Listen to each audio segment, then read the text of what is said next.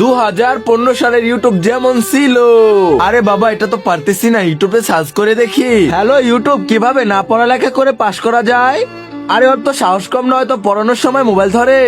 আর একটু ইউটিউবে সার্চ করে দেখি। আচ্ছা ইউটিউব, আমাকে বলো পরীক্ষায় না পড়ে না লিখে কিভাবে পরীক্ষায় 100 নাম্বার আনা যায়। আরে বাবারে, স্যার তো আজকে মেরে ফেলবে আমাকে।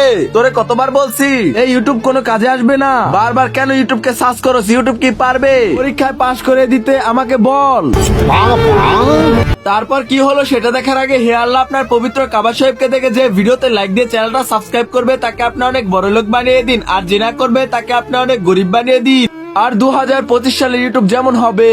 বাবা হ্যাঁ, কালকে আমি স্কুলে যেতে পারবো না। কেন, কি হয়েছে? আমার সব বন্ধু বান্ধব অনলাইন এক্সাম দেয়, এখন আমি কিভাবে দিব অনলাইন এক্সাম? তুমি তো আমার 10 বছর আগে থেকেই মানা করে দিয়েছো ইউটিউব চালাইতে।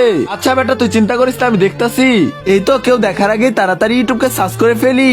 ইউটিউব কিভাবে অনলাইন এক্সাম দিব।